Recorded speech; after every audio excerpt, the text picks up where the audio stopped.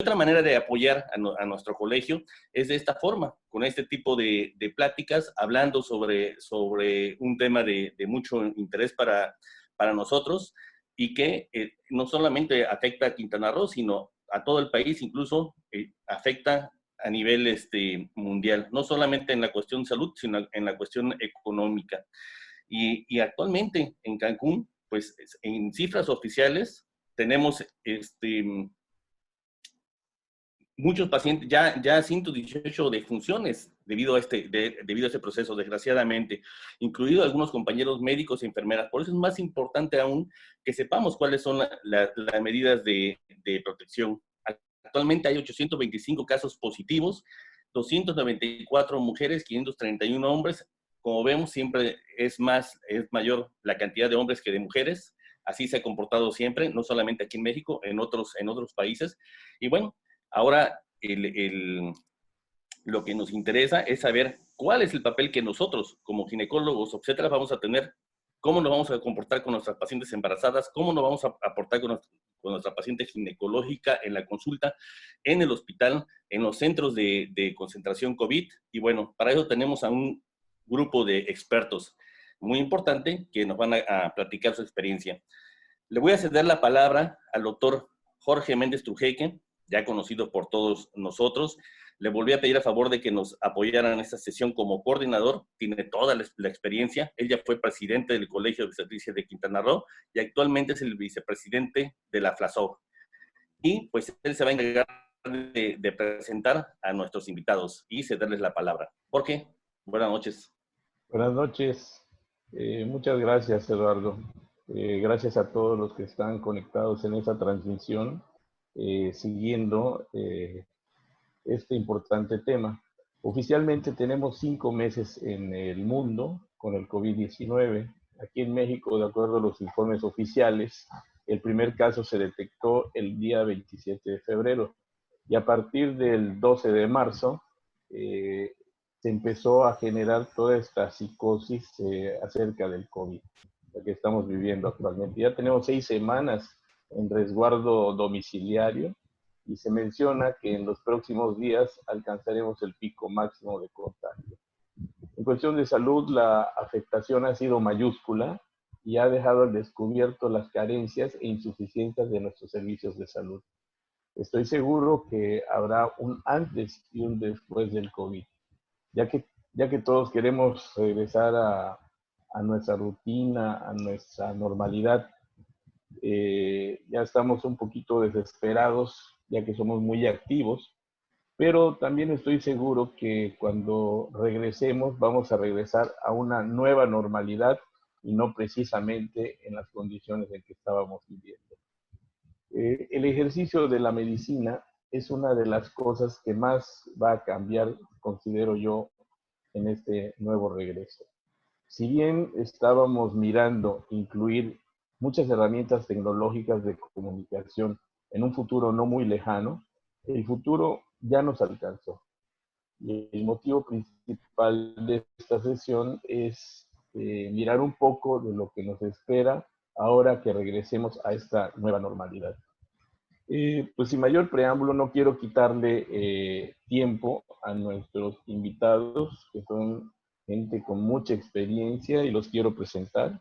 Tenemos a la doctora María Fernanda Escobar, ella es de Colombia, es ginecóloga obstetra, y es especialista en medicina crítica y cuidados intensivos de la Universidad del Valle y Universidad de Pittsburgh.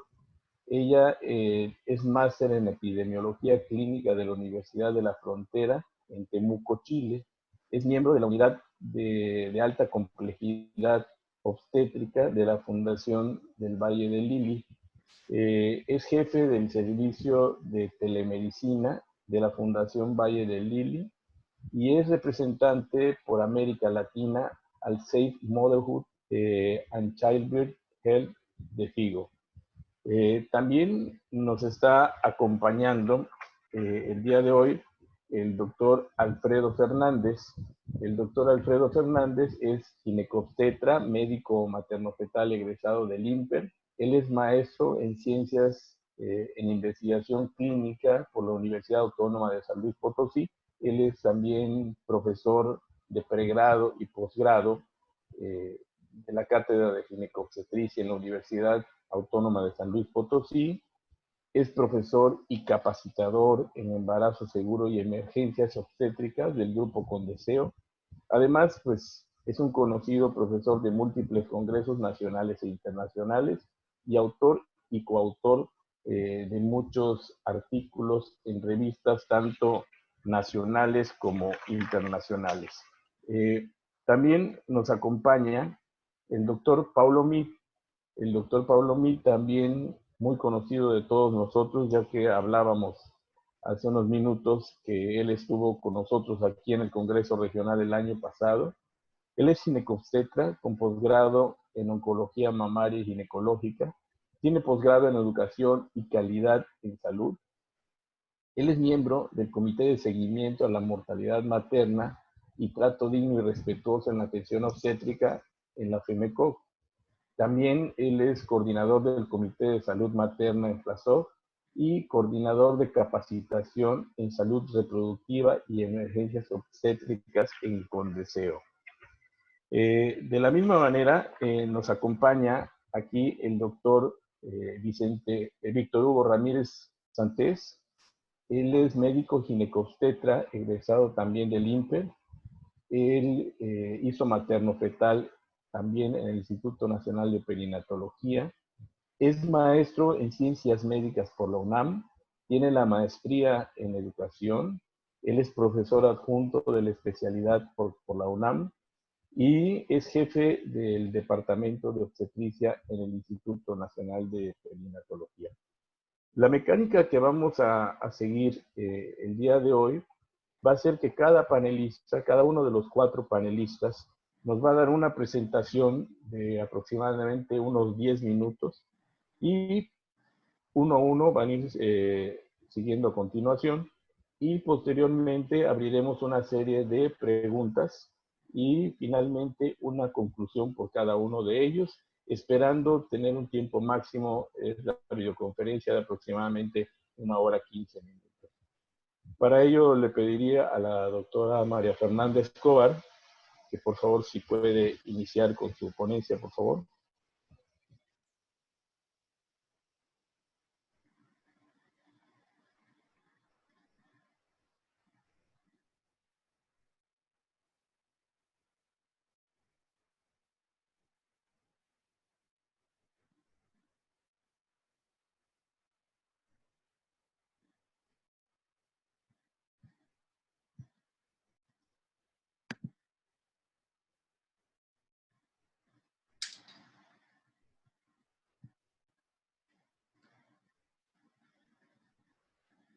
Fernanda, tu micrófono, Fernanda.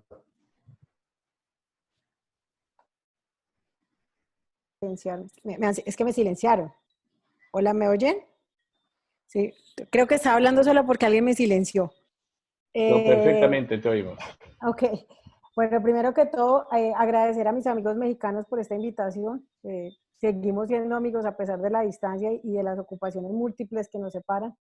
Estoy desde mi casa, son las 8 y tanto de la noche en Colombia.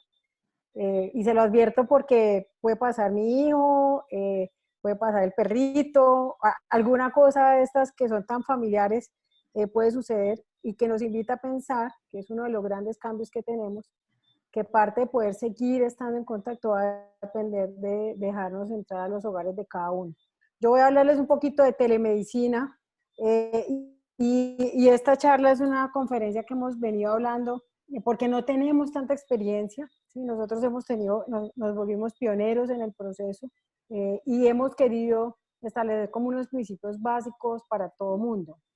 Entonces voy a invitarlos. ¿Cuáles son los objetivos? Pues es centrarlos sobre cuál es el concepto de telesalud hoy en día, cuáles son los escenarios de la telemedicina, especialmente en la pandemia, y cuáles son los escenarios de la telemedicina en los escenarios de crisis, porque hacia allá es hacia donde estamos. No solamente es el problema de alcanzar el pico, es el problema de la recuperación, y es la fase, esa que hemos venido hablando con mis amigos desde esta mañana, es cuando nos volveremos a ver, ¿sí? Cuando volveremos a tener los congresos en los que todos estábamos juntos. Y esta es una publicación de hace 3 años en el New England Journal, que personalmente me encanta, porque hace 3 años nos invitaron a pensar, nos invitaba este autor, que es una persona supremamente importante en el campo de las emergencias y de los servicios de urgencias. Y él decía en su reflexión que hoy en día deberíamos estar preparados para que este equipo que hemos venido construyendo en medicina debe tener nuevos jugadores. Y esos nuevos jugadores son médicos capacitados en estadística y ciencias de la computación, que puedan contribuir significativamente al desarrollo y evaluación de algoritmos. Y hasta hace unos años era imposible que eso pensara. Yo trabajo, soy director de tecnología informática de la clínica en la que yo trabajo. Es una institución de nivel 4 en el suroccidente colombiano. Es un internista que hizo computación. Yo soy ginecóloga. Toda mi vida me he dedicado a trabajar alrededor de las emergencias obstétricas y a partir de ver la necesidad de llegar a los lugares de donde nos remitían esas pacientes en condiciones tan graves, uno empieza a tener que pensar de una manera diferente. Y soy profesora universitaria y estoy rodeada de millennials que empiezan a cambiarle a uno la manera de ver el mundo e inclusive de la reflexión de cómo tenemos que enseñar. Entonces, hoy en día necesitamos una educación diferente hacia educación en el manejo de los datos. Y parte de la capacidad del manejo de los datos es poder alcanzar esto que se llama telesalud. La telesalud o la salud electrónica es la prestación de servicios de atención médica por parte de profesionales utilizando tecnología. Y esa tecnología se puede utilizar para el diagnóstico, el tratamiento, la prevención y la vigilancia clínica de enfermedades. Y aquí cuando uno le dicen esto, uno empieza a pensar, pero es que yo soy médico y yo hago examen físico y yo no creo que esto me vaya a pasar. Ahora les voy a contar un poco de la experiencia nuestra, pero profesores y compañeros míos que me decían que jamás iban a utilizarla, hoy están teniendo que trabajar en esto. Entonces, la telesalud, y hay una cantidad de artículos enormes, yo si lo necesitan con el mayor gusto, se los puedo pasar. Habla de 2 tipos de telemedicina que nosotros tenemos que tener en el mundo. Una telemedicina que es una telemedicina entre hospitales o entre servicios de hospitales y una telemedicina con una atención directa al paciente. En mi país, en Colombia, nosotros hasta el octubre del año 2019 hacíamos telemedicina solamente entre hospitales. Es decir, yo soy un médico general que está en un hospital de nivel 1 o 2 de zonas muy alejadas, con dificultades para el transporte, con poca disponibilidad de subespecialistas. Y ustedes saben que los especialistas y subespecialistas estamos concentrados en las grandes ciudades. Y yo tengo una paciente con un embarazo de alto riesgo. Entonces la telemedicina permitida y que más se ha implementado es una interconsulta de un médico a otro médico, en donde el médico que responde a un centro de referencia y es un interconsultante. Y ahora, y Estados Unidos y Europa fueron pioneros en el desarrollo de la telemedicina, en la cual se atendía directamente a un paciente. Entonces, un paciente tiene una autorización de su asegurador y a través de esa autorización, por medio de un sistema de comunicaciones, accede a una consulta para discutir, ya sea una consulta nueva o una consulta de seguimiento. Y ahora que tenemos que restringir el número de visitas, esto se vuelve todavía más crucial. En el año 2019, la Organización Mundial de la Salud saca sus recomendaciones sobre las intervenciones digitales como parte del fortalecimiento de los sistemas de salud. Y aquí es donde se hace nuevamente el énfasis a tener que redirigir los esfuerzos hacia los 2 tipos de telemedicina, la que se provee entre hospitales y la que le damos directamente a nuestros clientes. Y la resolución de la Organización Mundial de la Salud sobre el componente digital, que fue aprobada en mayo del año 2018, establece que las tecnologías tienen un papel definitivo en el alcance de los objetivos de desarrollo sostenible. Y quiero ponerlos a pensar en algo que seguramente vamos a nombrar en la noche, y es que no solamente vamos a tener muertos por COVID, sino que vamos a empezar a tener una cantidad de pacientes que llegan en condiciones muy graves a los hospitales porque sienten un temor muy grande de ir a los sitios que hoy en día son el principal foco de transmisión. Entonces, el objetivo de desarrollo sostenible de mortalidad materna, nuestras muertes maternas, que no eran mucho, hasta el 28 de abril que salió publicado el artículo en el American Journal con 7 muertas, ¿sí?, alrededor de COVID, no solamente son las muertas del COVID, son los indicadores de desarrollo. Entonces, la telesalud incluye la telemedicina Incluye los sistemas de información hospitalarios, el que usted tenga, el manejo de la historia clínica se llama telesalud, los procesos de teleeducación, que personalmente es lo que a mí más me gusta, me parece las estrategias de acompañar permanentemente a los equipos que formamos. Yo creo que si hoy me pudiera volver 10 años a lo que hemos hecho con la Federación Colombiana, la Organización Mundial de la Salud, la FECOLSOC, la FLASOC, todo el mundo, yo diría que el error más grande que cometimos para saber qué tan éxito teníamos era que íbamos a muchos lugares, pero nunca sabíamos qué pasaba y no seguíamos en contacto. Educábamos hospitales enteros y los dejábamos a la deriva. La teleeducación lo que pretende hacer es que a través de estrategias de educación semipresencial, que son más costo efectivas, usted pueda tener un acompañamiento en los momentos críticos y de emergencias. Entonces hay al menos 58 revisiones sistemáticas desde el año 2100 que proveen una evidencia contundente de la efectividad de esta telesalud, pero especialmente de la telemedicina, en el monitoreo a distancia de los pacientes y en el paulatino crecimiento y fortalecimiento con resultados muy importantes de la teleconsulta asistida, especialmente de los pacientes en condiciones graves. Y voy a situarles en una problemática como son los pacientes oncológicos hoy en día. Los pacientes oncológicos que están en procesos de quimioterapia, llevarlos a un hospital es en este momento ponerlos en un riesgo inminente. Muchas veces los protocolos ya están definidos y solamente necesitan la reautorización de sus órdenes. Entonces, en este tipo de pacientes críticos, este tipo de estrategias funcionan muy bien. Y parte de cosas que les voy a ir mostrando es que la gente venía diciendo pilas, que lo que nos puede pasar, cuando nos pase, la única manera de sacarnos adelante es a través de utilizar masivamente la tecnología. En el año 2017 sale este artículo publicado en donde ellos hablaban en cómo invertir en salud global para el futuro. Y la salud global es que lo que yo pueda hacer en Colombia se replique y sea bueno para que se pueda hacer en México, así como estrategias que se puedan implementar en estos momentos en China, nosotros la volvamos públicas. Lo que hicimos de tener un tapabocas, eso se llama estrategias de salud global.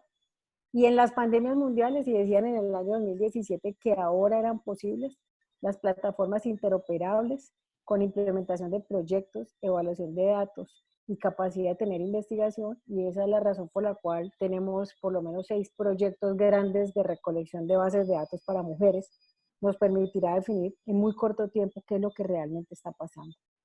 ¿Por qué hay que usar las tecnologías? Hay más o menos 5.000 millones de celulares y en algunos países hay más celulares que seres humanos, ¿sí? Y uno dice, ¿por qué debería yo pensar en esta estrategia para educarnos a través de las telecomunicaciones? Y la primera y en la que uno se tiene que centrar en el uso del celular, es porque 84% de nosotros revisamos, apenas nos levantamos el celular, aunque sea para ver cuál es la última aplicación o el último mensaje que les llegó, ¿sí? Se supone que estamos utilizando más o menos en promedio nosotros alrededor de unas 5 horas y hoy en día se considera que en la pandemia este promedio se puede haber duplicado para muchos de los usuarios. Entonces, pueden transformar. ¿Qué pasa si yo tengo 1 billón de usuarios activos diarios? Y parte del pánico que hemos sentido es porque recibimos y transmitimos información de una manera muy grande. Entonces, el rol realmente es, yo puedo hacer telemedicina y telesalud conociendo el contexto local.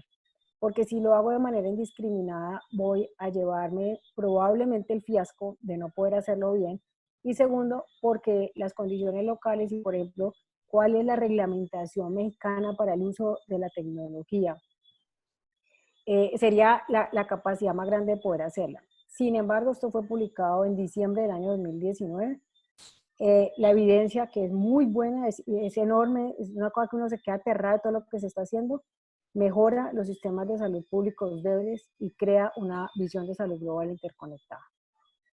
Y el punto que también todo el mundo dice es cuánto me va a costar, ¿sí? Porque cuando empezamos a hablar de esto, y yo tengo unos jefes de avanzada que nos dieron mucho apoyo, nosotros arrancamos hace 1 año y medio haciendo esto, me decían, bueno, ¿y cuándo es el punto de equilibrio? El punto de equilibrio para los sistemas de comunicaciones, la inversión al principio puede ser alta, se alcanza muy rápido, pero usted en 4 años tiene rebasado el promedio de la utilidad que ha tenido que invertir.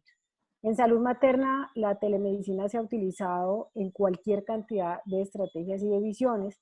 La Organización Mundial de la Salud sugiere que el uso de los celulares puede tener un impacto en la reducción de la mortalidad materna, y el Colegio Americano de Ginecología y Obstetricia nos ha invitado desde este año, eso salió publicado en febrero del año 2020, enero del año 2020, a que nosotros deberíamos tener un proceso mucho más amplio de implementación. Ellos tuvieron un problema muy grande al inicio de la pandemia del COVID porque los seguros, y mire que ellos hacían la reflexión desde este año, es las compañías de seguros tenían unas políticas muy restrictivas, pero a las 2 semanas de haber arrancado su situación catastrófica, esas políticas cambiaron. Nosotros decidimos meternos en el cuento de la telemedicina pensando en llevar el cuidado intensivo. O sea, tenemos una institución de nivel 4 con una unidad de cuidado intensivo que seguía recibiendo pacientes en condiciones muy graves, de los mismos sitios a los cuales nosotros creíamos haber ido a capacitar. Entonces lo que hicimos fue que montábamos esas unidades de cuidado, llevábamos la educación y los seguíamos de manera permanente a través de sistemas de telemedicina. En Colombia existe una ley de comunicación muy importante donde está establecido los recursos, las condiciones de pago y en la cantidad de opciones que tenemos. Nosotros hacemos telemedicina interactiva, que es la que tenemos con pacientes, no interactiva, que es la revisión a través de plataformas de información de los pacientes, la teleexperticia, que es la que hacemos entre hospitales, y el telemonitoreo. Entonces, desde el punto de vista de lo que pasa en los desastres, y esto es una publicación que sale ya desde el año 2015, la telemedicina es muy importante para la planificación de la evaluación de esos riesgos y las medidas para evitarlo de manera anticipada, que es lo que estamos haciendo ahora en esta fase de mitigación. Entonces, ¿es la respuesta? Era la pregunta que se hacían en los Estados Unidos, aquí empiezan a aparecer. Y la primera persona, que es otra de las personas muy importantes en esta área, que trabaja en una unidad gigantesca de emergencias, ellos decían, probablemente en el escenario del COVID, la telemedicina puede ser la respuesta habitualmente perfecta. Puede ser una solución siempre y cuando usted tenga las condiciones para poder implementarla, porque su gobierno tenga reglamentadas las condiciones de pago. Y eso se lo decía hoy mucho, les hice mucho énfasis cuando hablábamos en la mañana, y es, si a usted no le pagan y si usted no ve el beneficio, no solamente de su desarrollo profesional, y el paciente no paga por un servicio que usted le tiene que dar de la manera juiciosa, manteniendo todas las políticas de seguridad, probablemente no tiene un resultado adecuado. Entre hospitales, pues es muy importante porque reduce la probabilidad, por ejemplo, de traer un paciente que sea COVID positivo al hospital sin que usted esté enterado, ¿sí? De trasladar pacientes sintomáticos leves e inclusive moderados que se puedan manejar en un nivel de menos complejidad al suyo. Y eso lo implementó con mucho éxito China y con muy buen resultado para la decisión de lo que pasaba con sus pacientes.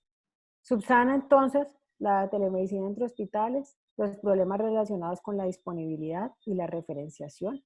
Y este es, por ejemplo, el protocolo que nosotros tenemos para el manejo entre hospitales. Hoy en la pandemia dividimos a los pacientes sintomáticos respiratorios asintomáticos para todas las decisiones. La telemedicina para pacientes sobre COVID la estamos utilizando de dos maneras. Estamos utilizando la telemedicina, la teleconsulta ambulatoria, para que los pacientes ambulatorios no asistan al hospital. Nosotros tenemos en este momento en la telemedicina entre hospitales, estamos con 21 centros, 21 hospitales con los cuales trabajamos con 5 especialidades. Para la teleconsulta ambulatoria tenemos 65 especialidades y empezamos el 1 de abril y llevamos en este momento 5.500 consultas, porque ya nadie quiere ir a la fundación, ¿sí? Precisamente por ser un centro de referencia. Y ha tenido mucho impacto, especialmente para el acompañamiento de aquellos pacientes que son reportados como positivos del COVID. Evitamos el traslado de pacientes en condiciones graves, y en urgencias tenemos una consulta que se llama la teleurgencia, en donde lo que tratamos de hacer es evitar el colapso hospitalario a través de tener pacientes hospitalizados en casa. Nosotros hacemos el contacto para los asintomáticos con contacto y los sintomáticos leves, para que puedan tener un seguimiento durante 14 días. La mayor barrera del uso de la telemedicina en el escenario del COVID dependerá de la disponibilidad de toma de pruebas en casa. pero hay de todo. En China por 25, por $20 le hacían el video y lo llevaban. Para la asistencia obstétrica, en el control prenatal, hoy en día es considerado una estrategia para pacientes que no tienen infección y que necesitan hacer un seguimiento sin examen físico, y para pacientes de riesgo para poder tener un seguimiento más continuo sin necesidad de tener un desplazamiento. Por último, entre hospitales, representó una ganancia increíble en la posibilidad de ahorrar costos. Yo siempre me despido con la foto de mis hijos. Ellos son Santiago y Luciana, que están viendo televisión y esperándome.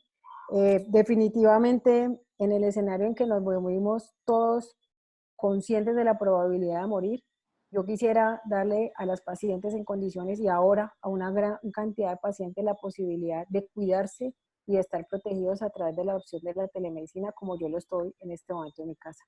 Muchas gracias. Muchas gracias, María Fernanda. Le pediría yo a Alfredo que si puede continuar con su presentación y también le solicito a los que nos están viendo que vayan haciendo sus preguntas a través de comentarios del Facebook y al término de las ponencias vamos a hacérselas a los panelistas. Adelante, Alfredo, por favor. Hola, buenas noches. ¿Me escuchan? Sí, ¿verdad? Sí, perfectamente. Bueno, agradezco la invitación, doctor Méndez Trujeque y el doctor Espadas. Un saludo desde San Luis Potosí. Voy a hablar rápidamente sobre nuestro papel en el control prenatal. Siempre nos preguntan cuándo terminará esto. La respuesta nadie la sabe. Pero, pues sí, estamos en tiempos en los cuales creo que debemos ser bastante solidarios. A mí me gusta mucho este video.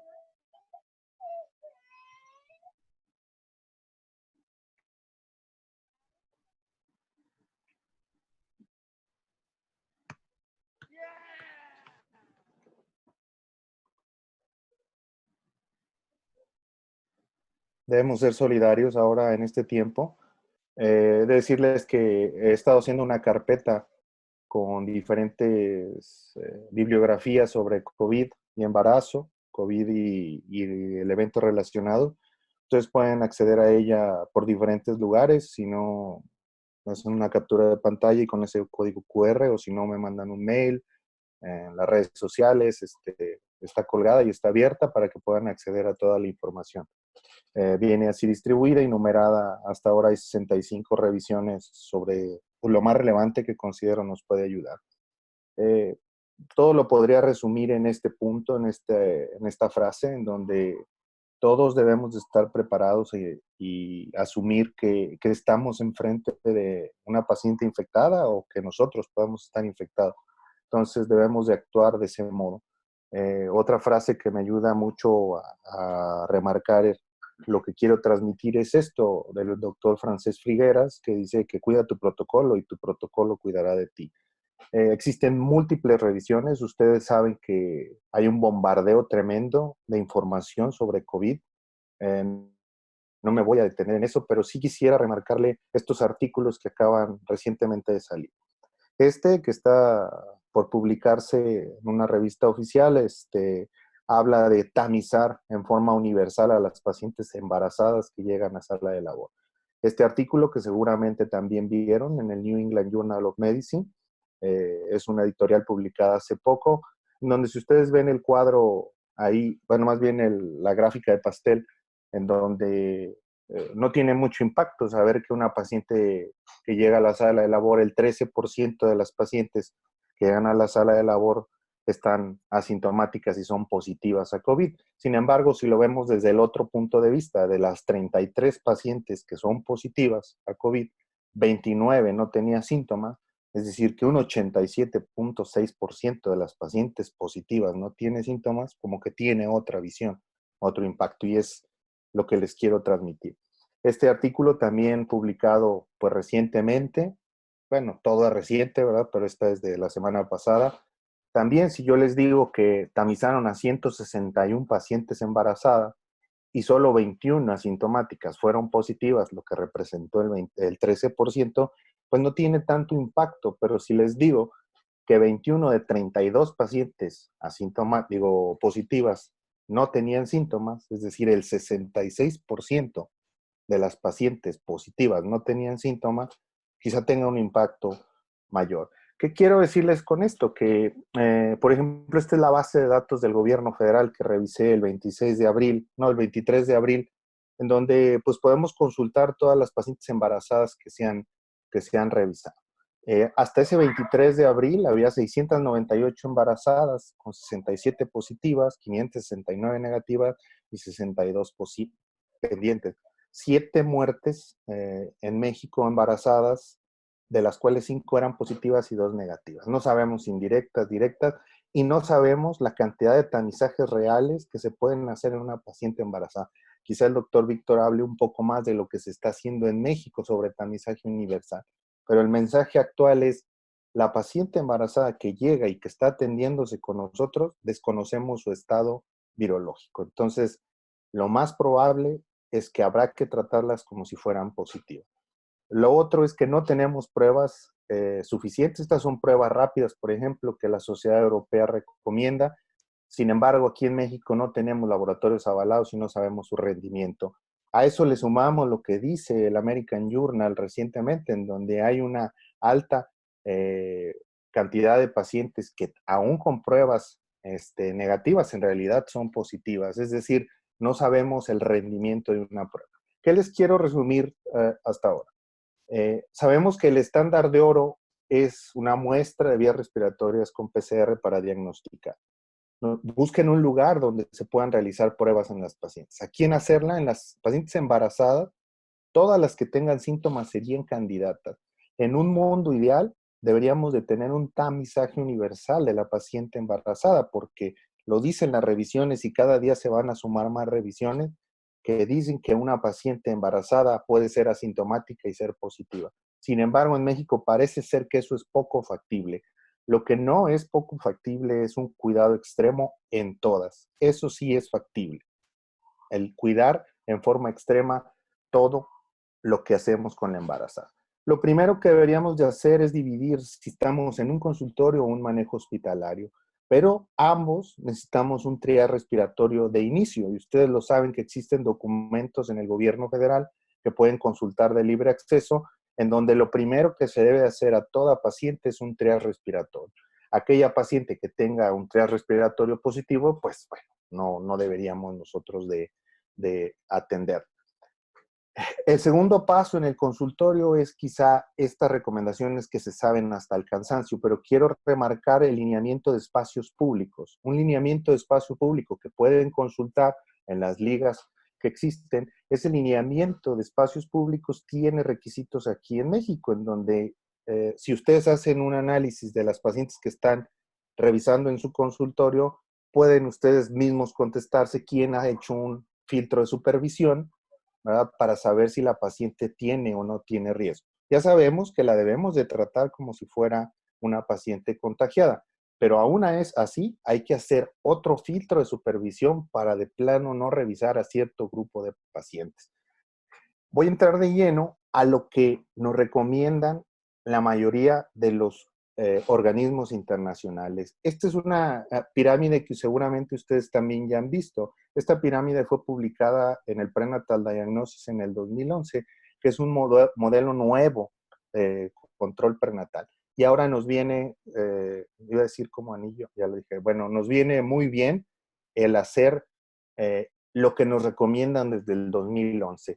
Ustedes saben que el modelo de control prenatal recomendado en México es la pirámide que está a su lado izquierdo, la que está en blanco y negro, en donde la consulta prenatal empieza tardío y se van haciendo mensualmente revisiones.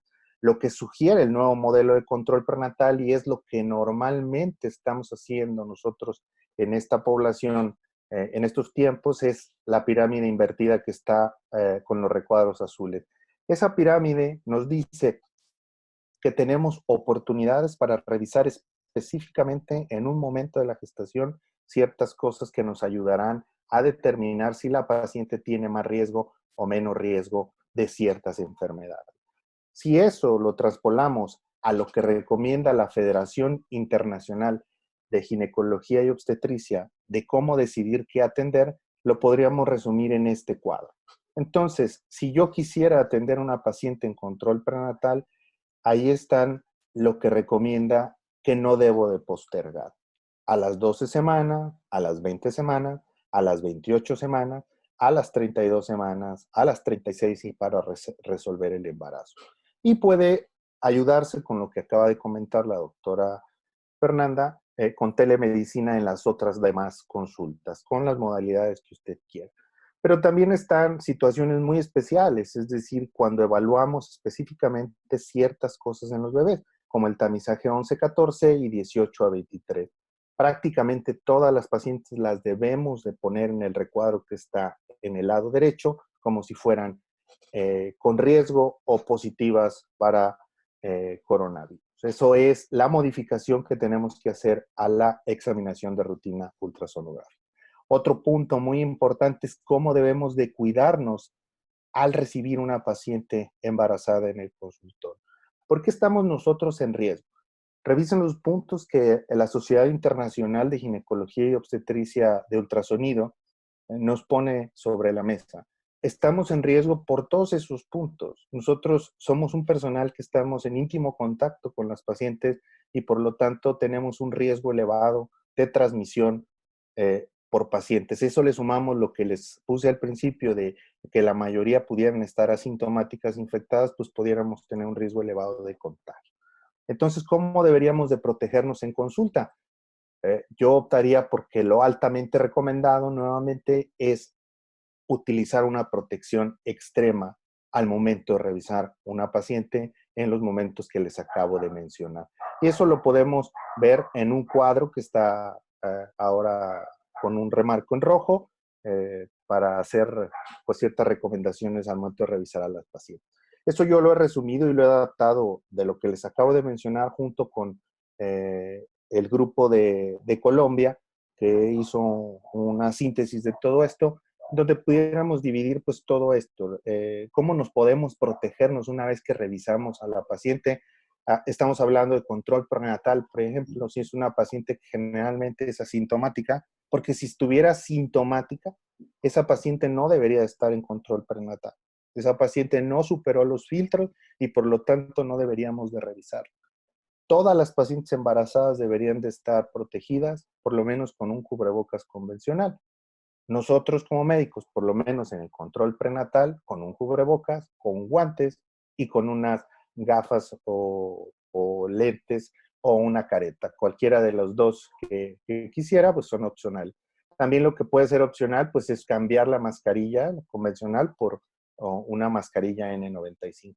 Y así, eso es una adaptación, como les dije, de la FECOLSOC, junto con lo que les puse de ISUOC, sobre las recomendaciones que debemos de hacer. Recuerde que hay que cambiarse los guantes entre paciente y paciente y que esto no reemplaza todas las medidas que recomienda la Organización Mundial de la Salud y el gobierno federal. El manejo hospitalario, no me voy a meter, nos vamos a quedar con varias dudas que pudiéramos entre todos los ponentes quizás resolver. Ha habido muchas cosas sobre parto contra cesárea en pacientes ahora en estos tiempos, cómo protegerte en el quirófano. Estamos hablando de pacientes que no saben su estatus virológico.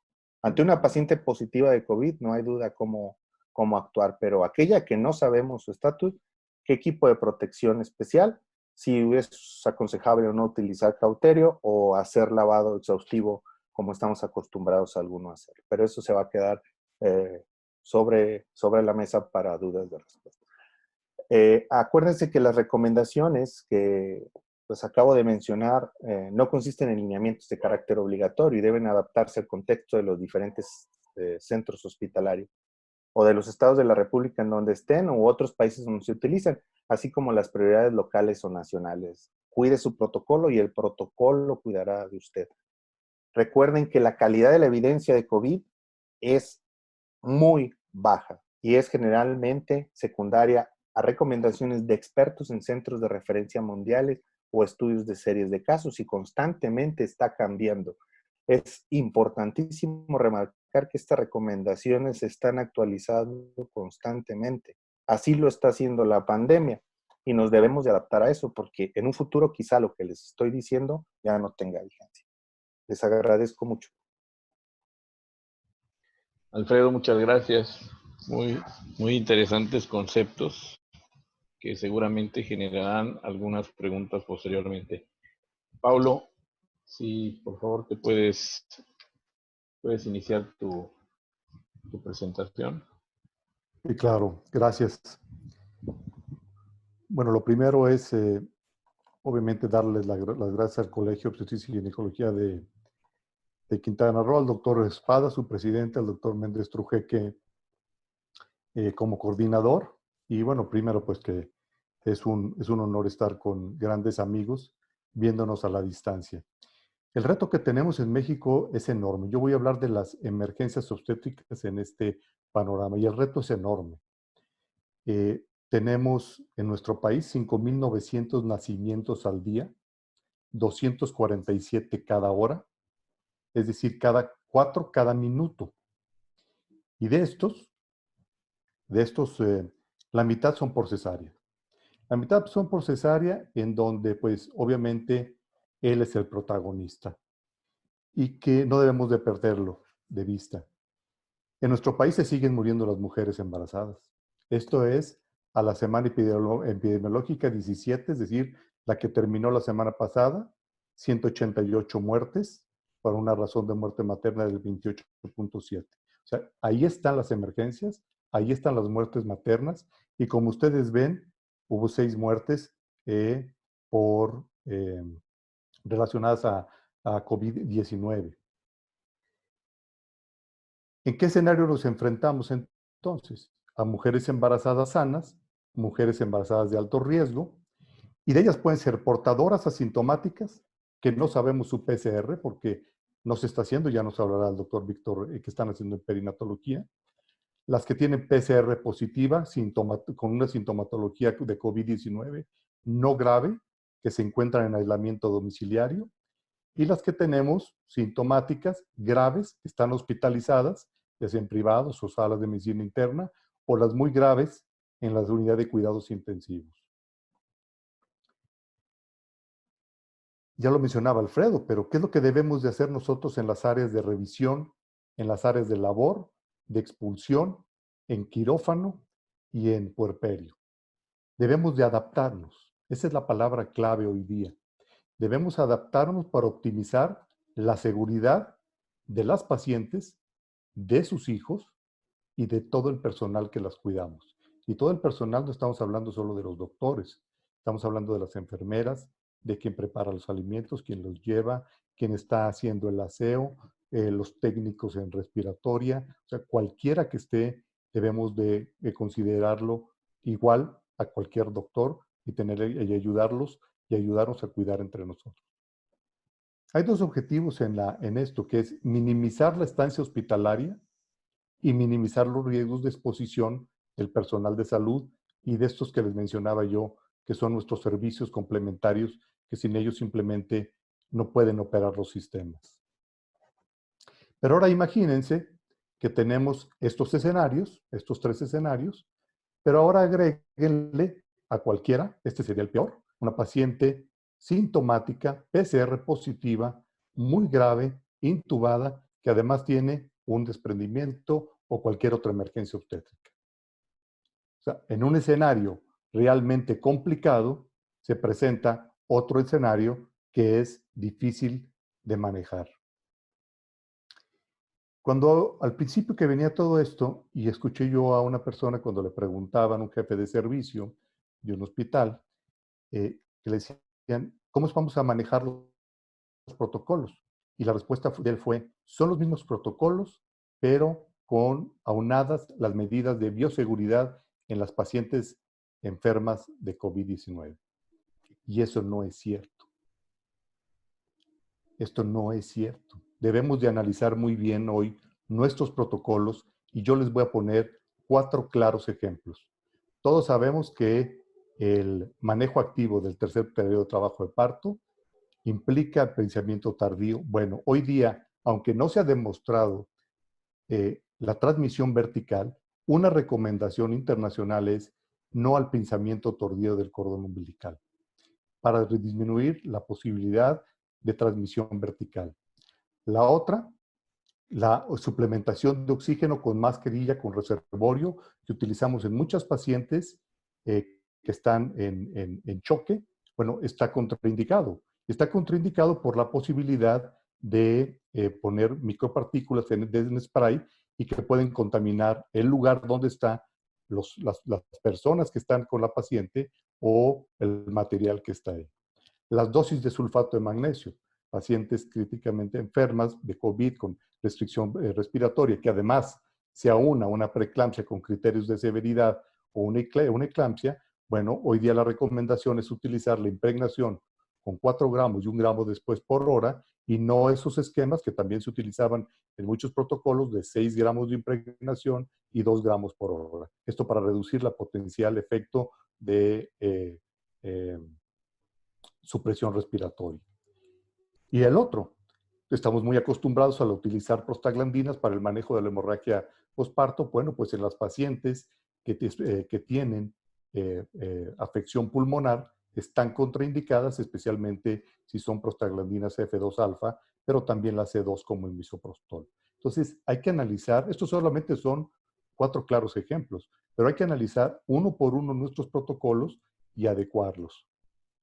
Hoy día, y esto es una parte que se me hace muy importante hablar, es que hoy día las pacientes, nosotros debemos de tener lo que siempre desde hace muchísimos años, y aquí todos los panelistas nos ha tocado participar en ello, y Flasó, por supuesto, las competencias no técnicas. Es una comunicación asertiva, las listas de verificación y los simulacros.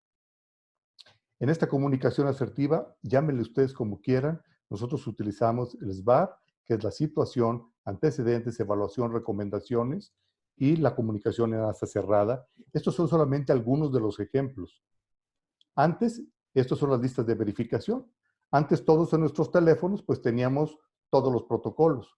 Pero cuando te dicen, tú no puedes entrar a el quirófano con tu teléfono ni con tu tablet, y sacan todas las listas de verificación de crisis de las salas de cirugía, y todos sabemos que si nos atenemos a la memoria podemos fallar. Bueno, lo que nosotros hemos hecho es que metemos una bocina, la cubrimos, y alguien está dando comandos verbales leyendo los listos de verificación, las listas de verificación. Esto es una adaptación que nosotros estamos haciendo, pero que nos está funcionando. Y luego los simulacros. Y hacemos un simulacro y estamos así todos, casi hasta, bueno, no nos ven, pero estábamos sonriendo.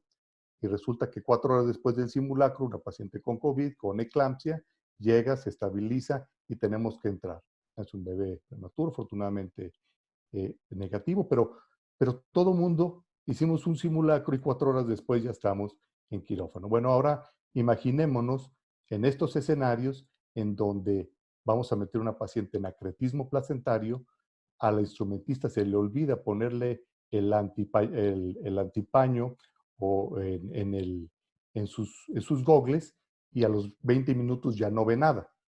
Entonces, parecen detalles que parecen muy sencillos, pero que vamos a tenernos que ir adaptando y vamos a tenernos que ir poniendo cada vez más estrictos en nosotros mismos y en los pacientes.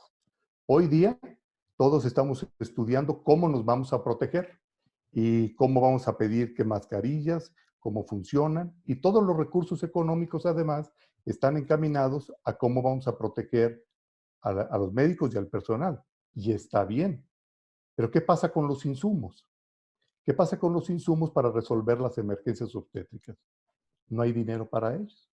Todos los esfuerzos están dirigidos a la atención de los pacientes de COVID-19, y como ya lo decía Fernanda, va a haber pacientes que van a tener una atención tardía porque ya no quieren al hospital, pero va a haber también atención de pacientes en donde no tengamos todos los elementos o insumos.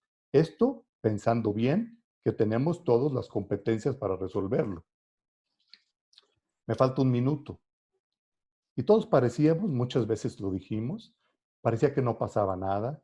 Mucha gente no quería hablar nunca de la mortalidad materna, ni de la morbilidad extrema, ni nada.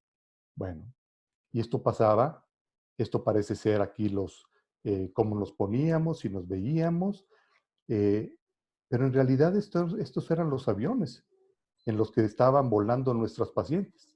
Lo que sucede es que ahora nosotros tenemos que estar arriba de este avión y entonces comienza la mayor preocupación para nosotros.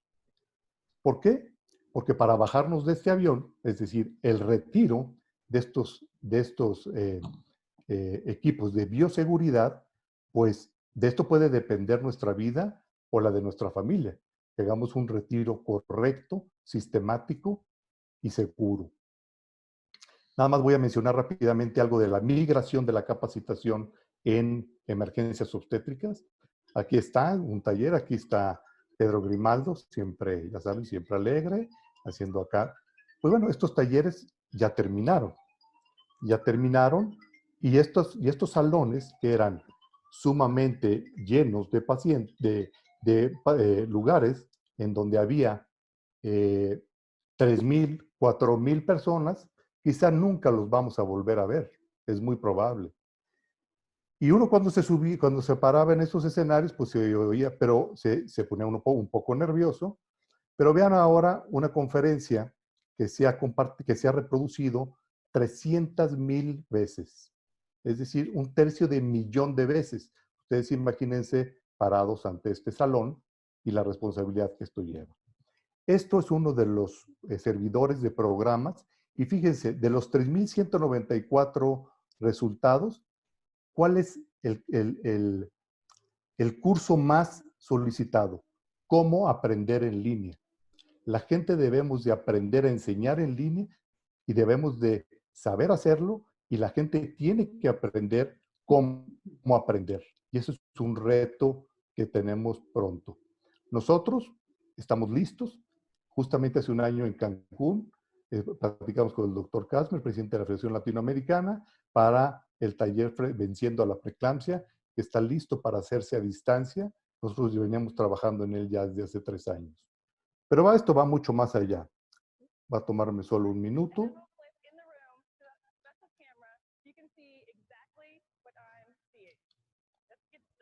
No sé si se escucha bien, pero lo que ella dice es los profesores en holograma.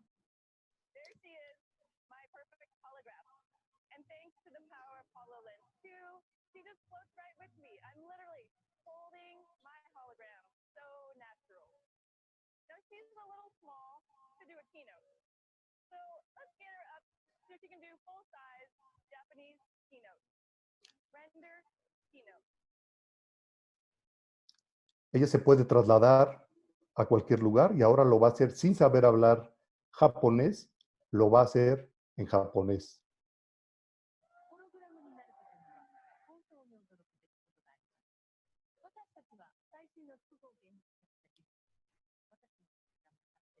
Bueno, esto no es ciencia ficción, esto es una realidad. Por último, quiero decirles que a mí no me gustan estas imágenes. Nosotros no somos, ni creo que nos convenga que nos consideren héroes. Tampoco somos mártires. Yo tengo miedo de morirme. Yo no me quiero morir. Yo no quiero aparecer en una imagen de estas, aunque cayera en el cumplimiento del deber. Y no quiero que mi familia tampoco vaya a morir por esta enfermedad. Hoy nuestros valores deben de ser compromiso, empatía, serenidad y, por supuesto, esperanza. A mis saludos a mi gran amigo el gringo Volati, a Córdoba, Argentina. Esperamos, igual que con muchos de ustedes, pronto podernos dar juntos un abrazo. Muchas gracias. Muchas gracias, Pablo. Muchas gracias. La desventaja de esto es que no hay aplausos. Estoy seguro que ahorita habrían muchos aplausos terminando la presentación de cada uno de ustedes. Bravo. Bueno, a continuación vamos a tener a Víctor que nos va a hacer su presentación correspondiente. Adelante, Víctor.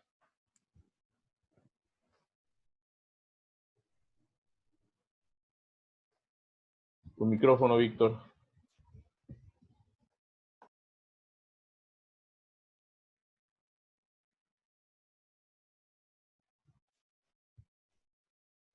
Víctor, tu micrófono.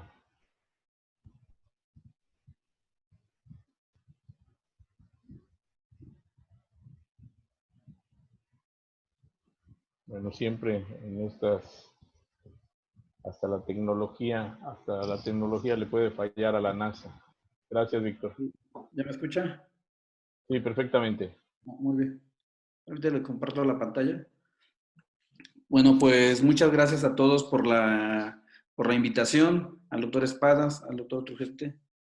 Muchas gracias a mis compañeros que están, con los que tengo la oportunidad de estar el día de hoy. Y es un tiempo muy breve, pero quisiera, cuando me dieron la invitación, quise compartir algo de lo que hemos estado realizando en el Instituto Nacional de Perinatología, en donde actualmente estoy ahí a cargo de la jefatura de obstetricia, y hemos estado trabajando en conjunto con todos los médicos, enfermeras, personal de limpieza, nutrición, neonatología, todo el personal del instituto, la verdad, está involucrado mucho, y creo que de esto podemos salir adelante si trabajamos en equipo, y va a ser una opción para poder disminuir el número de complicaciones derivadas de la infección. Entonces, me permito ahorita compartir la presentación.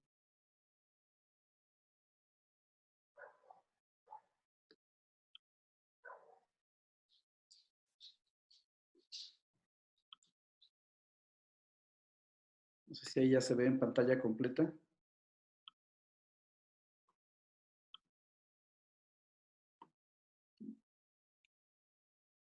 ¿Sí me escuchan, doctor? Sí, perfectamente, Víctor. Bueno, entonces voy a iniciar con esta parte que es algunos de los objetivos que planteo el día de hoy son transmitir algo que nos pidieron de la Secretaría de Salud a nivel federal, que fue un lineamiento nacional hecho para los tres niveles de salud, para primer, segundo, tercer nivel, y para distintos tipos de pacientes. Especialmente yo voy a hablar de la paciente con comorbilidad severa. Ya el doctor Alfredo platicó de la paciente de un seguimiento, de las que tenían un seguimiento habitual en el control del embarazo. Y les voy a platicar un poco del tamizaje de COVID en el embarazo y protocolos de investigación. Vamos a comenzar con esto. Aquí tengo una liga y les voy a compartir la presentación también posteriormente, que es una liga donde viene todo el lineamiento contemplando todos los aspectos de la atención del embarazo, desde la parte del seguimiento en el embarazo normal, en el embarazo con patología materna, con patología fetal, qué hacer en la parte de lactancia materna, en el manejo del recién nacido, en el manejo de la paciente que está asintomática, que se encuentra en primer, segundo trimestre de gestación, aquella que se encuentra en cada uno de los trimestres y que presenta una emergencia por la infección por COVID-19, y cuál es el mejor manejo que nosotros consideramos en un momento para todos los niveles para el recién nacido. Entonces, en esta liga ustedes pueden encontrar toda la información del grupo de trabajo del instituto, y considero que es un trabajo completo. He tenido la oportunidad, igual que todos los que estamos aquí, de poder revisar información de la que se ha generado en Estados Unidos, en Canadá, en España, en otros centros, y considero que este trabajo podría servirnos de algo en cada uno de los centros en los que nos encontramos elaborando. Les muestro aquí de forma breve, este es el algoritmo de trabajo que se realizó para el instituto, y considerando a nivel nacional. Una parte importante de aquí que podría mencionar sería cuál es el manejo que va a recibir una paciente en terapia intensiva. También está incluido. Algo que quisiera comentar de esta parte es que, y está saliendo el día de ayer, el día de hoy, nuevos artículos en la parte del seguimiento de las pacientes. Una parte va a contemplar el manejo de la anticoagulación en el puerperio inmediato, además de todas las indicaciones que pudieran tener por patología materna especialmente. Algo que quisiera comentar es en un centro de tercer nivel como el nuestro, o hay varios centros por parte igual de La Raza, o del Instituto Mexicano del Seguro Social, del ISSSTE, de Pemex, en todas los institutos, estas instituciones tenemos centros de tercer nivel en donde nos vamos a enfrentar a esta parte de la comorbilidad materna moderada o severa. Aquí podría mencionar que no va a parar el número de complicaciones que habitualmente estábamos acostumbrados a atender o estamos acostumbrados a atender. Esto es no por el hecho de que haya COVID, ya no va a haber hemorragia obstétrica, preeclampsia severa, eclampsia, hipertensión crónica, diabetes gestacional, cardiopatía materna, obesidad mórbida, enfermedad renal crónica, no va a existir ningún cambio. La prevalencia de estas condiciones en la embarazada va a continuar y no tenemos que perder el enfoque de sí nos vamos a concentrar en este momento en la paciente con COVID, pero debemos de seguir las líneas de manejo para especialmente este tipo de pacientes. ¿Por qué? Porque algo que ya había comentado en algún otro foro es, si nosotros descuidamos esta parte, las consecuencias van a ser graves, desde una hemorragia obstétrica severa hasta ingresos a terapia intensiva, muerte materna y muertes intrauterinas, o sea, que tengamos más óbito, que tengamos más muertes neonatales. Entonces, no debemos descuidar el grupo de pacientes de alto riesgo que van a requerir una atención. Estas generalmente sí, nosotros recomendamos en el instituto que se siguieran en la forma habitual que se habían estado llevando a cabo. ¿Por qué? Porque sabemos que la paciente que es hipertensa crónica, con lupus, con síndrome de anticuerpos antifosfolípido, pues va a continuar su curso igual. Entonces, el seguimiento que nosotros recomendamos para este tipo de pacientes es que continúe en la forma, en el tiempo, en el seguimiento, debe ser en la forma habitual con la toma de exámenes de laboratorio que se están pidiendo para cada tipo de paciente. Algo que quería mencionarles en esta plática y que tengo la oportunidad de estar en el instituto donde en un momento dado, durante el inicio de la pandemia, nosotros consideramos si se iban a tamizar o no a todas las pacientes que nosotros atendemos, porque quisiera comentarles, igual ustedes lo saben, que el 80% más tienen alguna complicación crónica o alguna comorbilidad que la puede exponer a la muerte.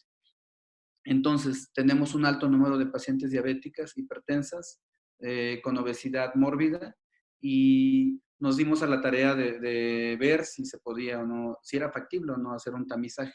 Afortunadamente, nos organizamos y pudimos contar con un apoyo para poder realizar el tamizaje. Entonces, está realizando el tamizaje en el Instituto Nacional de Perinatología desde el 17 de abril y hasta este momento, incluyendo a todo el equipo de trabajo de epidemiología, infectología y todos los que había mencionado, medicina fetal, y cada uno de los médicos que estamos en el instituto, pues nos dimos a la tarea de iniciarlo. Entonces, en este momento tenemos una N de 60 mujeres que se han podido tamizar en estos 14 días. Ahorita están por salir los resultados del día de hoy. Y en esta N de 60 mujeres, perdón, de 60 casos, tenemos a 40 mujeres y tenemos a 20 recién nacidos tamizados. De esto quisiera comentar que de la N de 40 tenemos hasta el momento 11 mujeres que fueron a las que se le hizo la prueba y salieron positivas. Esto corresponde a un 27.5% aproximadamente. Y en el caso de la parte neonatal, de estos 20 recién nacidos, 10 han salido positivos. Entonces, esto es recién nacidos en quienes se sospechó por el antecedente materno. Entonces, corresponde a un 50% de este grupo seleccionado que ha presentado la prueba positiva en las primeras 24 a 72 horas de recién nacido. ¿Qué es lo que ha ocurrido cuáles han sido los desenlaces de esta población que hemos podido estudiar? Pues han sido los siguientes. De de los primeros casos que estuvieron llegando que eran sospechosos, quiero aclarar aquí que el Instituto Nacional de Perinatología no es un centro COVID, pero pues tenemos a toda nuestra población de riesgo y por eso fue que decidimos implementar y tener un área destinada a la atención de estas pacientes. Hay un área COVID en el instituto que se blindó y se dejó para que estuviera aislado completamente y ahí tiene camas para terapia intensiva del adulto, tiene para el posparto o puerperio inmediato y para vigilancia de las pacientes que pudieran ser indeterminadas o que no tenían una prueba en ese momento. Entonces, de estas pacientes que hemos podido atender, que hemos podido apoyar, 4 de las primeras pacientes, puedo comentar el caso, llegó una paciente que no tenía ningún síntoma al inicio. De hecho, esta paciente presentó síntomas hasta las primeras 24 a 48 horas, en donde, a pesar de todo lo que se ha implementado en el instituto y como se ha hecho, me imagino, en todos los centros en México, se utilizó la protección adecuada en el servicio de urgencias, en donde están atendiendo pues, especialmente los residentes y algunos médicos adscritos. Y ahí tuvimos una paciente, un caso en donde una sola paciente pudimos darle el seguimiento a todos los contactos y contagió esta primera paciente a 9 médicos. Entonces, era una paciente asintomática inicialmente y posteriormente terminó en la terapia intensiva. Tenemos una paciente que presentó actividad moderada de la enfermedad y 2 con actividad leve. De este grupo de casos que hemos podido valorar, posteriormente decidimos que todas las pacientes que tuvieran que ingresar a una cirugía programada, esto es de cesáreas, tenemos un caso de cerclaje o de inducción, tenían que ser tamizadas. Entonces, de este grupo de pacientes, esto ha ocurrido en esta última semana y pues hemos tenido la oportunidad de poder atenderlas. De 5 cesáreas programadas, se encontraron asintomáticas y con la prueba positiva.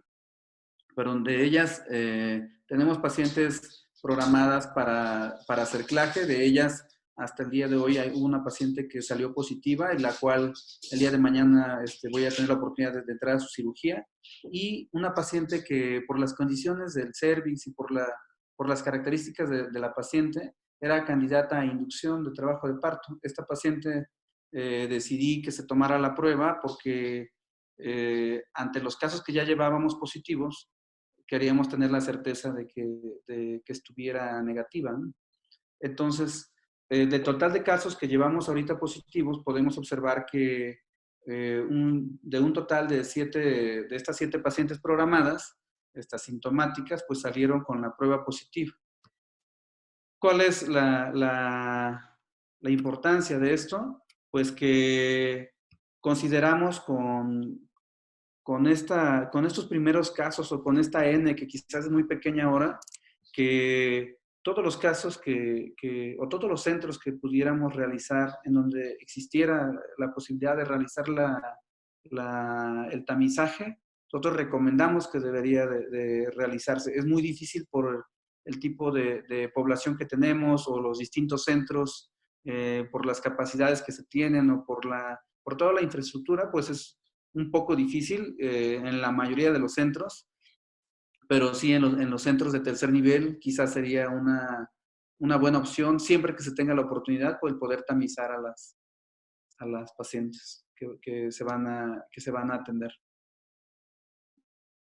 Bueno, es poco el tiempo, pero algo que podría yo concluir de todo esto que hemos observado es que el seguimiento en la paciente mórbida debe continuar muy apegado para no tener resultados adversos, tanto en muerte materna o en muerte fetal o muerte de recién nacido. El seguimiento del embarazo de bajo riesgo, ya lo mencionó Alfredo, se debe de apegar a las líneas de manejo que se han recomendado a nivel nacional o por la FEMECOG, que sería una buena línea de manejo para este tipo de pacientes. Y la otra conclusión, el tamizaje, siempre que sea posible realizarlo, especialmente con el enfoque de prevención de infección al personal de salud y a las pacientes que ya se encuentran internadas con más factores de riesgo. Y también con el fin de poder evitar complicaciones en el recién nacido o que ésta adquiriera la infección, especialmente también en centros donde pudiéramos estar atendiendo a recién nacidos de mayor riesgo, como los centros donde se atienden más pretérminos o recién nacidos con cardiopatía fetal, o digo, cardiopatía de recién nacido o con enfermedades o alteraciones del crecimiento fetal.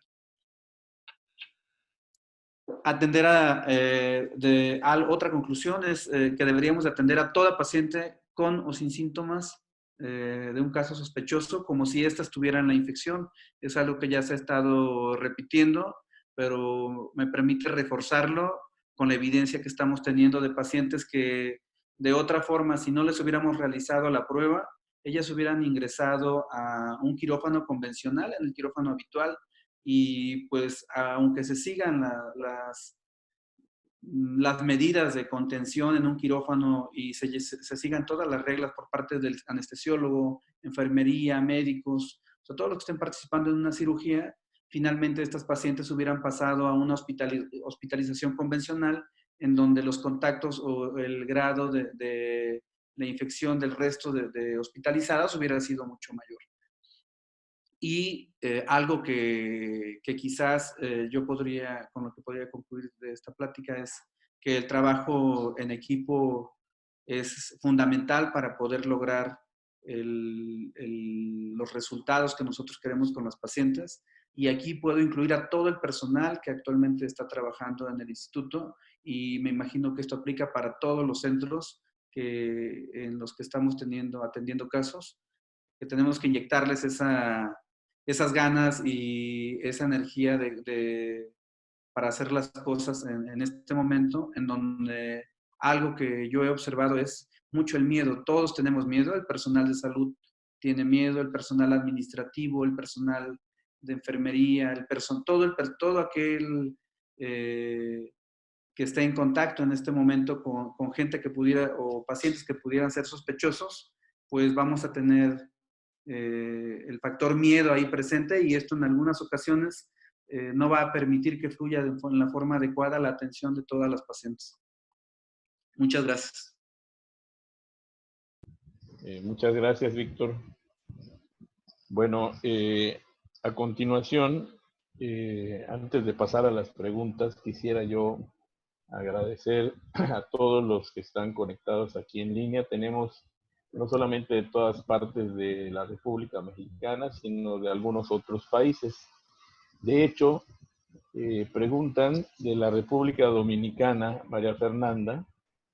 Ahí comentan que hay abogados que se están anunciando por las redes sociales, que están listos para demandas en caso de inconformidades, en caso de una atención por telemedicina. Entonces, preguntan acerca de la legislación. Tengo entendido que en Colombia eso está legislado. Aquí en México todavía no. ¿Tendrías algún comentario al respecto de lo que dice nuestro compañero de Dominicana? Hola, sí, ese aspecto es un aspecto muy importante porque yo quiero hacer como un llamado a lo que la gente cree que es telemedicina y a lo que realmente es hacer telemedicina. Cuando arrancó la pandemia había compañeros míos que llamaban a los pacientes por WhatsApp y utilizaban, hacían el pago a la aseguradora a través del método normal y luego tenían la historia clínica y asumían que eso era hacer telemedicina. Y eso no es hacer telemedicina, o sea, los protocolos van a depender de la legislación de cada país, pero hay unas reglas como universales. La primera es que cuando un paciente accede a una cita por telemedicina, ya sea a través de un médico que intercede por ella, como en la telemedicina de hospitales o la telemedicina directamente con el paciente, él debe firmar un consentimiento informado.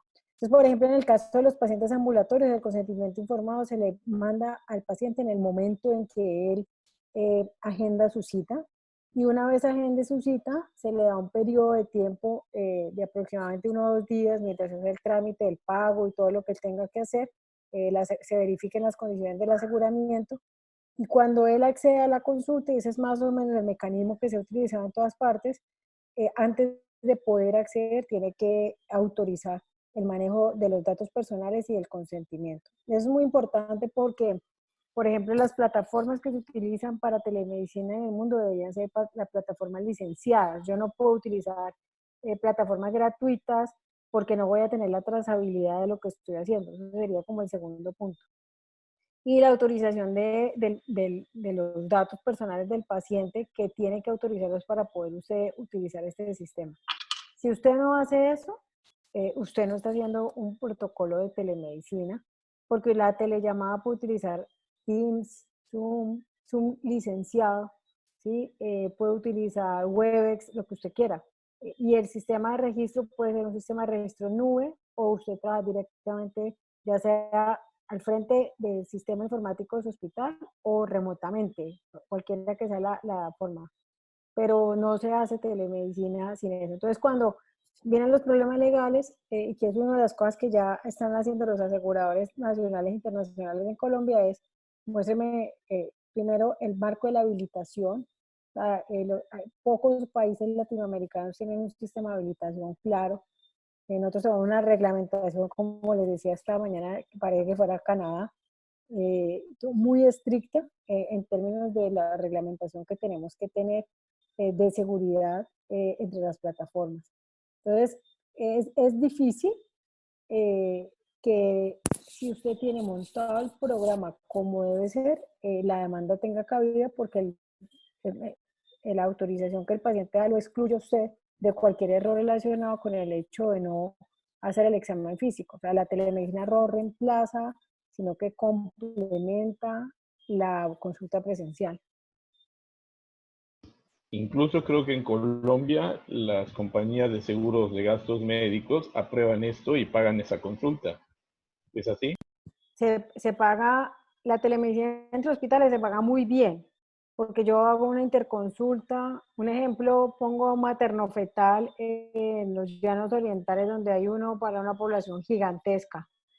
Entonces, la teleconsulta entre hospitales se paga muy bien. Y la teleconsulta para los pacientes se paga un poquito más alto el precio, pero no es mucho, como si se pagara al seguro particular o a su aseguramiento.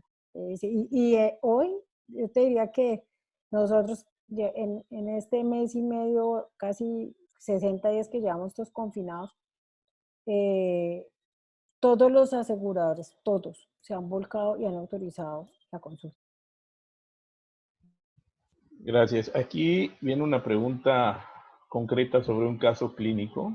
Dice paciente con prueba de COVID positiva que tiene 37 semanas de gestación sin trabajo de parto, con síntomas leves a moderados. Preguntan que si una inducción estaría indicada.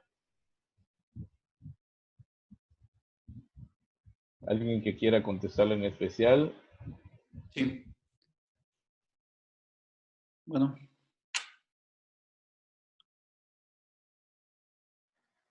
Te escuchamos, Víctor, te escuchamos. Sí. Entonces, si tiene 37 semanas y no tiene, todavía no está en trabajo de parto, lo que sugeriríamos con ella es que pues pasar a esta fase de los síntomas leves, que seguramente pronto se va a recuperar, y una vez que hayan pasado estos días de que tuvo tos o odinofagia, así, que tratemos de llegar a la semana 38, 39. Y quizás para ese entonces también ya haya disminuido la carga viral y la probabilidad de originar contactos o de tener infectados tanto en el trabajo de parto como en su seguimiento, en la atención, ¿no? Entonces en ella se podría esperar llegar a la semana 38, 39 de gestación. Sí, Perfecto, hasta ahora, gracias. podría yo hacer un comentario. Por Hasta ahora supuesto, por supuesto. no hay una indicación de que el COVID sea motivo de resolución de la gestación. Más si es un COVID, como lo menciona Víctor, leve o incluso moderado, ¿no? Entonces ella puede continuar embarazada. Así. Perfecto. Aquí tengo otra pregunta. ¿Qué experiencia tienen los panelistas en el uso de antivirales como Remdesivir en pacientes obstétricas?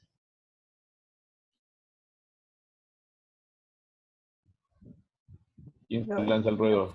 yo creo que ni el mundo tiene experiencia. No, nadie. Las, hay un reporte en el Lancet que salió, pues aquí todo es hace, ya uno no sabe si es hace una semana o hace 3 días, sí, pero en realidad todo viene en un bombardeo impresionante. Pero el uso de los antirretrovirales, ni los antirretrovirales, ni la cloroquina, ni la hidroxicloroquina, ni la acitromicina, ni los estudios experimentales con biológicos han demostrado ninguno solo ser tener un efecto directo en la reducción de la mortalidad. Pareciera disminuir la severidad de los síntomas en los pacientes adultos.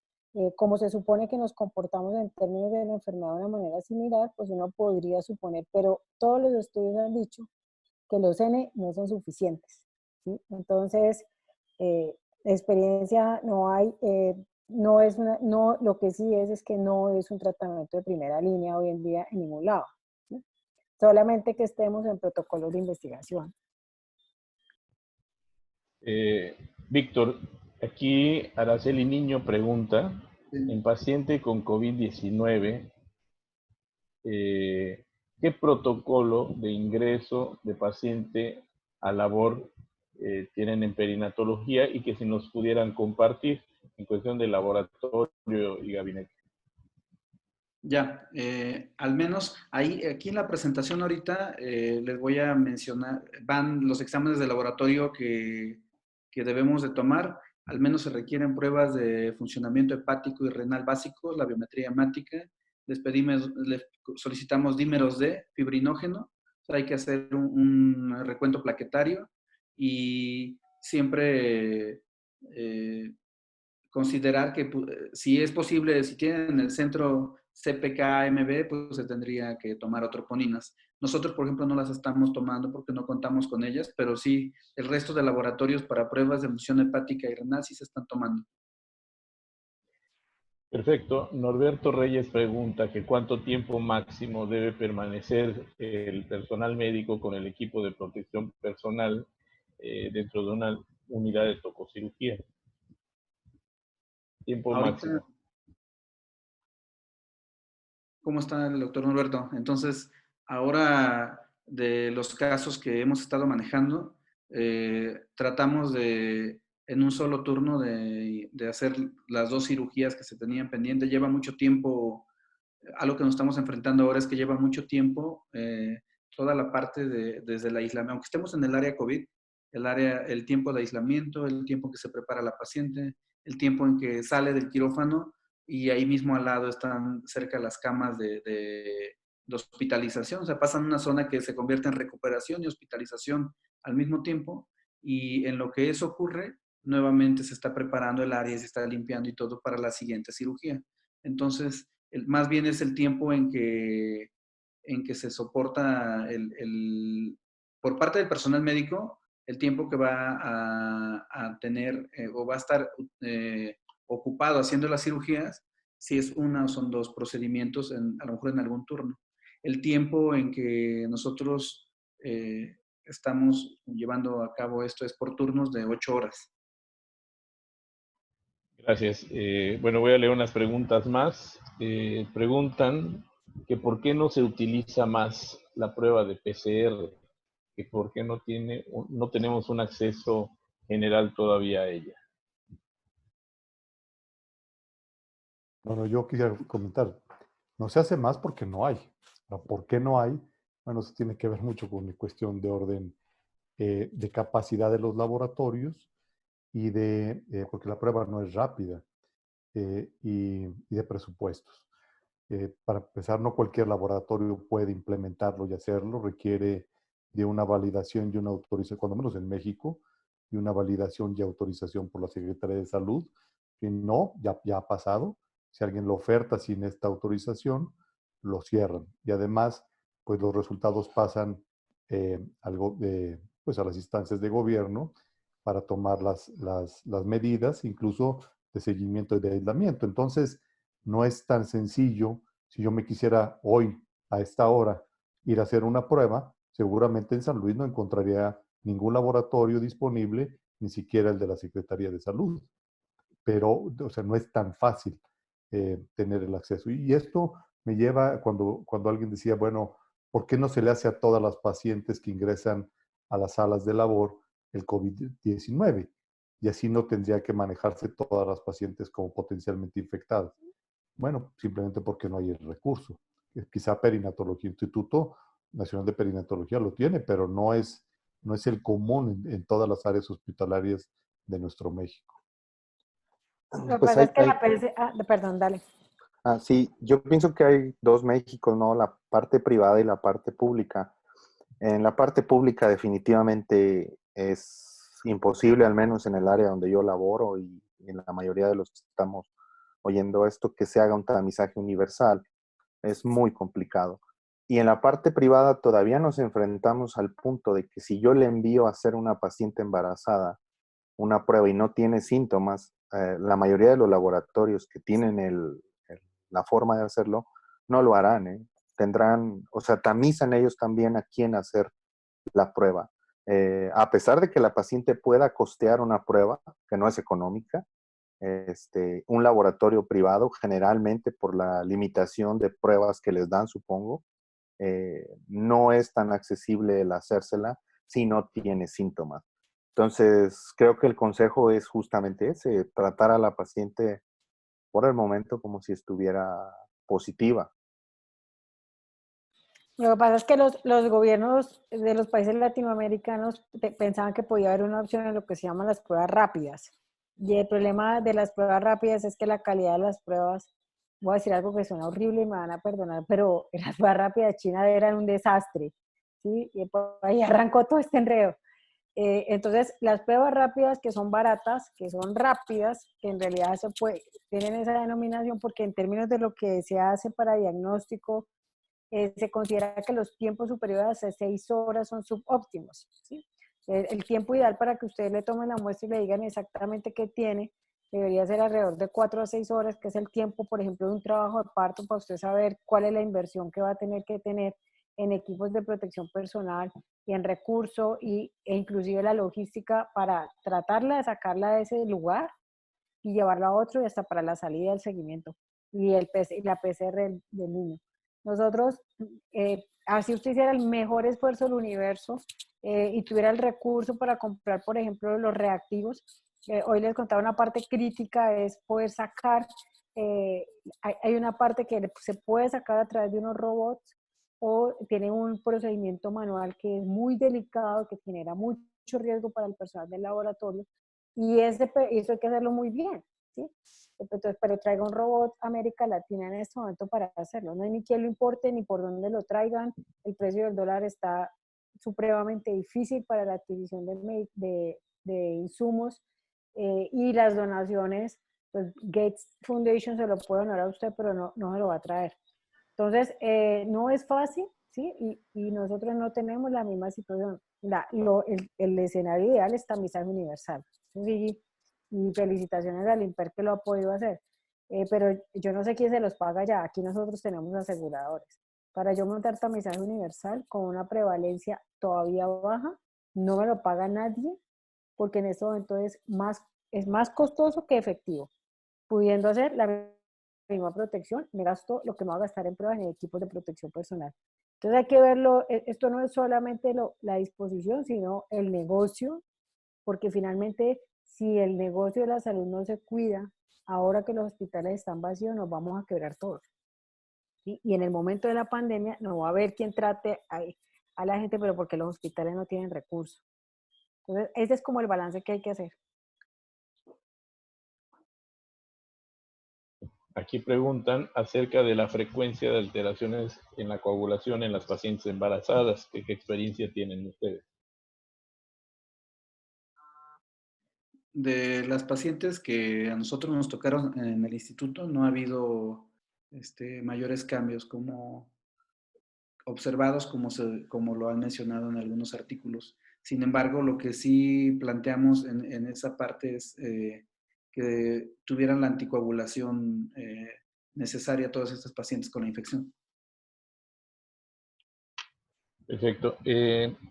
Ya para terminar, quisiera hacerles una pregunta. Ha surgido versiones, experiencias tal vez personales, incluso de compañeros nuestros, que dicen que es mejor la cesárea al parto en pacientes con COVID positivo. ¿Qué opinan ustedes?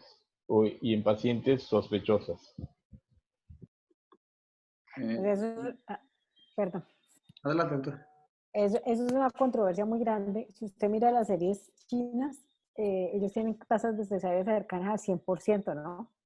Y nadie puso a revisar eso cuando estuvieron viendo la situación, pero evidentemente el momento del parto es un momento en el cual se generan aerosoles y el segundo argumento que se ha dado las personas que no quieren hacer parto es pues la cantidad de la carga viral que usted puede encontrar en secreciones como la materia fecal, ¿sí? Y secreciones durante la vía respiratoria. Pero bajo ese concepto, digamos, técnico, incrementar la tasa de cesárea porque se aumenta el riesgo de transmisión durante el trabajo de parto, yo no le voy a decir que no lo están haciendo muchas personas y existe una corriente, pero la obstetricia es igual, ¿sí? Y la razón de mortalidad materna, perinatal, las complicaciones asociadas a la cesárea no han cambiado, ¿sí? Por una enfermedad.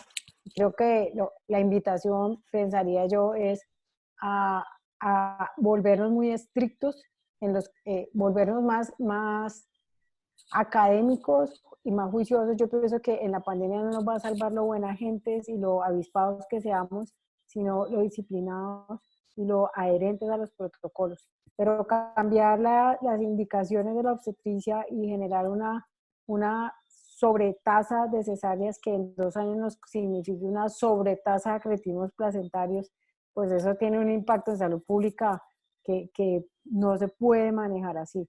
Y finalmente, lo que ha dicho Alfredo, Víctor y Pablo es, hoy en día todas están infectadas hasta que demuestre lo contrario, ¿sí? Entonces, pues digamos que esa ha sido como la posición. Y pues si me lo preguntan a mí, pues qué bueno entrar, salir al quirófano y sale, pero es que eso no es lo que ética y correctamente dice la evidencia y ningún protocolo de las 40 que han salido justifica esta inclinación. Bueno, yo solamente sí quería nada más agregar, totalmente de acuerdo con los conceptos que emitió Maya. Y la otra es que lo que sí hoy día las recomendaciones es parto en agua no, por la posibilidad de contaminación de piel, de aerosoles, obviamente de material fecal en el agua. Y las recomendaciones y tiene su lógica, por supuesto. Y las recomendaciones internacionales son, por ahora, es parto en agua, obviamente no. Perfecto, muchas gracias. Tenemos un sinnúmero de preguntas que sería imposible verdaderamente responder todas. Veremos la manera de cómo responder la mayoría de ellas posteriormente.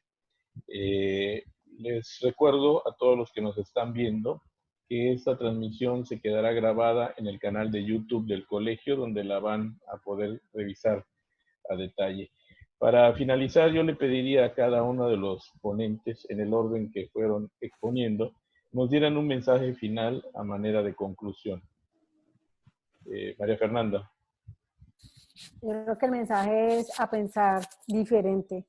Nos toca rehacer la práctica clínica, rehacer la práctica educativa, rehacer el contacto y pensar que existe una nueva medicina que probablemente en estos periodos de entrar y salir de casa va a ser la última, va a ser una de las alternativas más seguras para poder tener nuestros pacientes en las mejores condiciones y nosotros que somos esa primera línea que está al frente de la enfermedad, unas mejores condiciones de trabajo.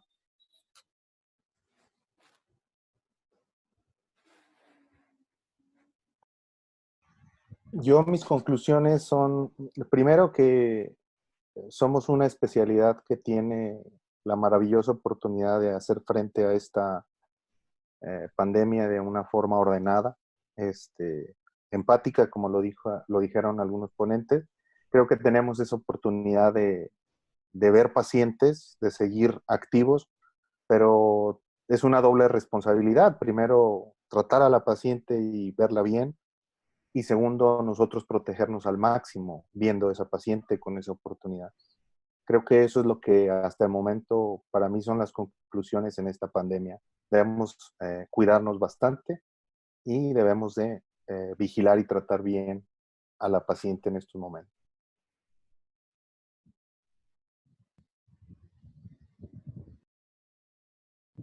Paulo. Bueno, solamente, como siempre decía cuando íbamos a todos los congresos que nos tocaba la oportunidad de asistir, yo siempre comenzaba mi plática diciendo, agradezco a la vida esta oportunidad de vida, y qué bueno que lo decía y qué bueno que lo disfrutamos allá todos. Hoy día, pues el miedo puede paralizarnos o nos puede poner alertas. Y creo que una parte muy importante que ahorita hemos tocado, pues es la parte científica, pero hay que voltear a ver a las pacientes. Las pacientes tienen mucho miedo, las embarazadas tienen mucho miedo, dónde van a nacer su bebé, cómo van a nacer, qué riesgos tiene.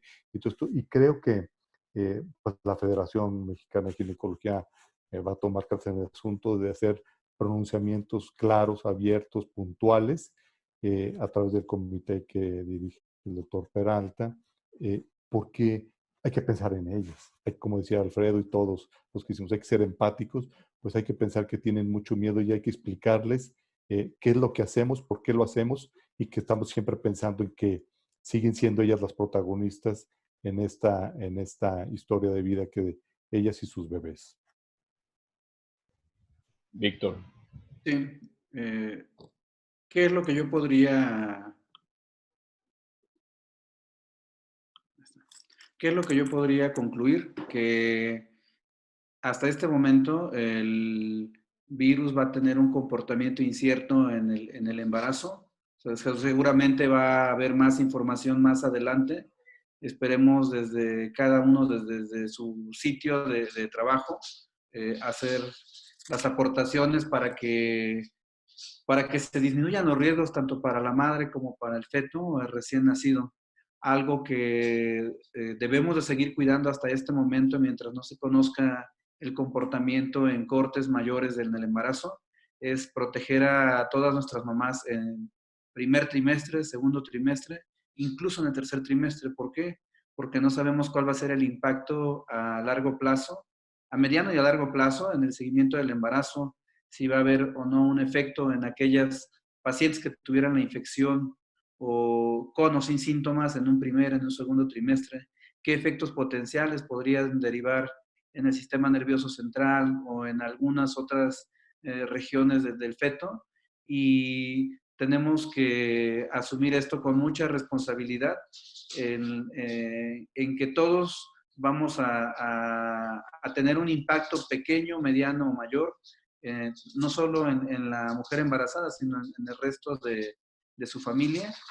Y pues esperemos que a corto plazo podamos ofrecer la información, en este caso por parte de nuestro instituto, que permita tener un mejor control de los casos que se pudieran presentar en el embarazo o en el puerperio. Muchas gracias a todos.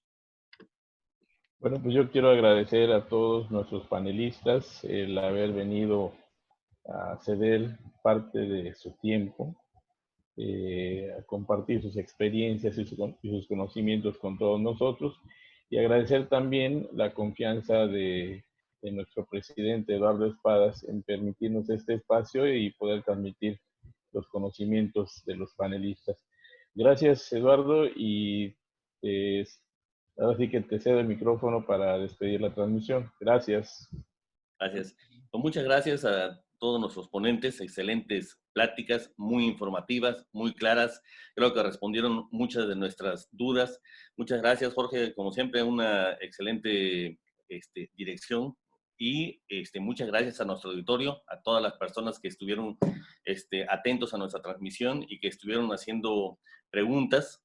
Muchas veces hacen las preguntas que a nosotros se nos pasó hacer, así que son también los datos que ellos nos proporcionan, las preguntas que nos hacen que enriquezan aún más esta experiencia. Y bueno, por el momento, debido a esta situación, pues yo creo que continuaremos de esta forma haciendo ese tipo de prácticas. Esta es la segunda práctica que hacemos con respecto al COVID-19. ¿Por qué? Porque es una enfermedad nueva, una enfermedad que estamos conociendo apenas, de la que, como dijeron nuestros ponentes, está saliendo información día a día, y es nuestro deber como médicos, para con nosotros y para con nuestros pacientes, para con nuestras familias, estar lo más actualizados posibles. Como dijo Pablo, si nosotros tenemos miedo, las pacientes tienen mucho más miedo que nosotros. Y día a día en la consulta, es cierto, nos preguntan, ¿y qué va a pasar con mi embarazo? ¿Y dónde me voy a atender? ¿Y qué va a pasar con mi bebé? Entonces, mientras más sepamos nosotros al respecto, más confianza transmitiremos. Entonces, creo que debemos de continuar por este camino. Y bueno, pues no me queda más que nuevamente agradecerles por estar aquí con nosotros. Esperemos verlos pronto. Hasta luego. Hasta luego. Gracias. Chao, gracias. Hasta luego todos. Gracias. Hasta luego a todos. Gracias, saludos.